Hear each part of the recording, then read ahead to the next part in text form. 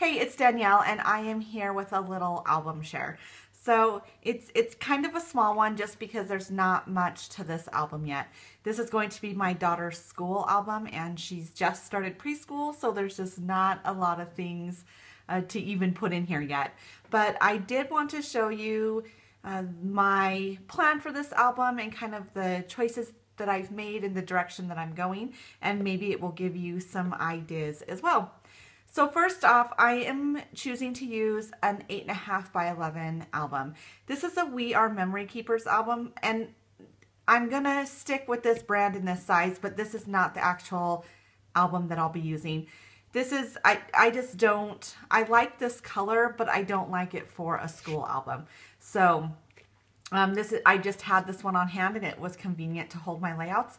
But when I make another order, to get other things on, I'm going to make sure to pick up an album as well. So first off, you will see my title page. I wanted something just really simple and really clean. When I first started this, I had hoped that all of her schooling would be in one album, from preschool on up to her senior year, but I just don't know how realistic that is. But when I first started, that was my plan. And so I wanted a title page that would kind of be good for, you know, her preschool, but also be good for when she's a senior in high school. And so I just kept it really simple. I used a white piece of paper that has little black polka dots on it. It's a Felicity Jane paper and it's one of my favorites. So I knew that I would like it.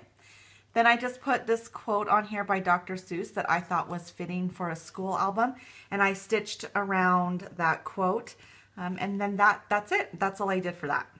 So I thought kind of a good way to start off each year would be to do a big full page photo of the first day of school, which is what I've done here. Now, when I had this one printed, I actually printed it at a smaller size, and I don't really like this thick border that's around this photo. So I'm probably going to end up reprinting this and having no border at all. But for now, this definitely works, and I'll keep this in here until I do something different. On the right-hand side here, I used a 9-pocket page protector, and I thought this would be great to use because I really wanted to document all the little details that kind of made up the story of that day. So I have her backpack and her lunchbox and her school supplies and different things like that. I think that this will be a page that London really likes. I would love to see what my backpack looked like when I was younger.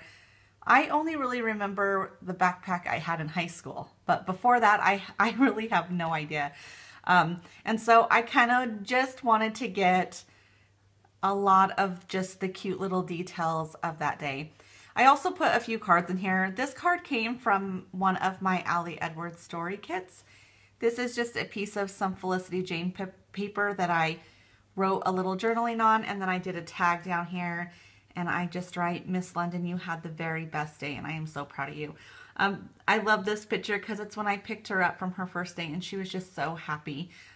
It was a really good day. She never did cry. She was never sad about anything, so she made it really easy on me because I definitely was sad that day. So on the back side of that 9-pocket page protector, I decided to document the back to school, I guess, interview that you see a lot, where they ask kind of what their favorite things are and different things like that. And I thought that I could put a question in each of the 8 pockets surrounding a picture of London. And this is just a picture I took on another day that she went to school. I envisioned that a lot of the cards would look like this, where you have the question and then a few lines of answer, and that it would pretty much kind of fill up the card. But what I really wasn't thinking was that there's a good amount of these that just have one line or even one word answers.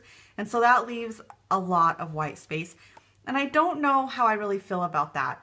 For right now, I'm leaving it how it is, and then if I open this album later and I decide that I just don't like it, then I will figure out a solution to that. I thought that I could even put some pattern paper down there or something like that, maybe some embellishments I could put down there, but I really do like all of the white surrounding the photo, so for now I'm keeping it as it is. And then I don't know if you saw, I decided to type up the questions and then cut them out in strips and adhere them to the white cards. I just thought that that would add some interest and make them not so plain, and I like the look of that. So on the right hand side here, you'll see that I have a smaller page. I think this is 5 inches and of course by 11. And I got the idea for the design of this page from Allie Edwards. She did a page very, very, very similar to this in one of her story kit themes one month. And I just really liked the way it looked. And what I wrote here is a bunch of things that I want to remember about that day. And so as I was putting this together, I had remembered the layout that Allie did, and I thought it would work perfect for here. So these are all just phrase stamps that I've had that I stamped over and over again over a cutout heart so that it would create that shape. And then I just, really what I did was kept writing until I ran out of room, and then I was done. And I really like how that page turned out. I did put a little tab here on the side. You get these just from office supply stores. On this side, I just used a stamp to write or to stamp remember this. And then on the back side, I chose to do life documented. But this is just a picture of a fish that my daughter painted on the first day of school. And so I thought that would be good to put in here. And that's really all I have of this album. Now, I don't know how I'm going to approach the rest of it, but what I think I'm going to do is just, as she brings things home from school, just collect the things that I think would maybe look good in this album. And then I probably won't even open this again until the end of the year.